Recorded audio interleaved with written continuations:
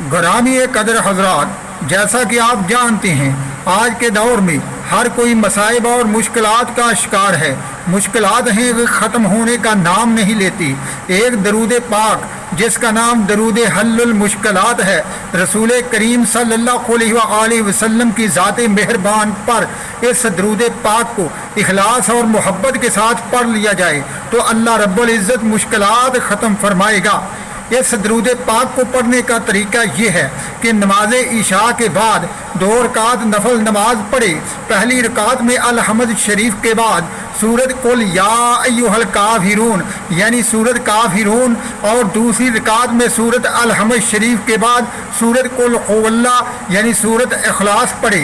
اس کے بعد 1000 مرتبہ اس درود پاک کو یعنی اس درود پاک کی 10 تسبیحاں پڑھ لی جائیں۔ بعد میں دعا کی جائے، اللہ رب العزت دعا قبول اور منظور فرمائے گا۔ اللہم صلی وسلم وبارک علی سیدنا محمد قد ضاقت حیلتی ادرکنی یا رسول اللہ۔ درود پاک سے بیماریوں کا علاج۔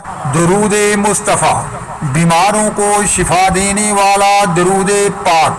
اگر کوئی بندہ بہت ہی شدید قسم کی بیماری میں مبتلا ہو، اس کو سکون نہ ملتا ہو، تو درود مصطفیٰ کو اس بیمار بندے کے سرہانے 100 مرتبہ پڑھا جائے۔ اللہ رب العزت رسول کریم صلی اللہ علیہ وآلہ وسلم کے صدقے اس بیمار بندے کو بہت جلد صحت یاب فرما دے گا۔ درود مصطفیٰ یہ ہے: اللہم صلی وسلم وبارک علی حبیبک المصطفیٰ وعلی آلہ وسلم۔ درود حضوری پڑھنے کے فائدے۔ نبی کریم صلی اللہ علیہ وآلہ وسلم کی عالم روحانیت میں ایک محفل لگی رہتی ہے جس محفل کو محفل محمدی کہا جاتا ہے، اور اس محفل میں نبی کریم، صحابہ کرام اور اولیاء اعظام کی ارواح مبارکہ حاضر ہوتی ہیں، اور یہ مقام ظاہری حیات میں صرف ان اولیاء کرام کو ملتا ہے جنہیں مقام حضوری حاصل ہوتا ہے، اور یہ مقام حاصل کرنے کے لیے درود حضوری پڑھنا بہت ہی ضروری ہے۔ تو جو کوئی شخص درود حضوری کو روزانہ 1100 مرتبہ پڑھنے کا معمول بنا لے تو اس شخص کو بہت جلد رسول کریم کی زیارت نصیب ہوگی، اور اس کے بعد مقام حضوری بھی مل جائے گا۔ اللہ کے ایک ولی جن کا نام عبداللہ بن نعمان ہے، خواب میں نبی کریم صلی اللہ علیہ وسلم کی زیارت کی تو پوچھا، یا رسول اللہ آپ پر کون سا درود پڑھوں جو آپ کو بہت زیادہ پسند ہو؟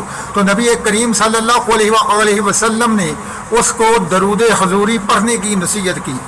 درود حضوری یہ ہے: اللہم صلی علی سیدنا محمد الذی ملأت قلبہ من جلالک وعینہ من جمالک فأصبح فارحا مسرورا مؤیدا منصورا وعلی آلہ وصحبہ وسلم تسلیما۔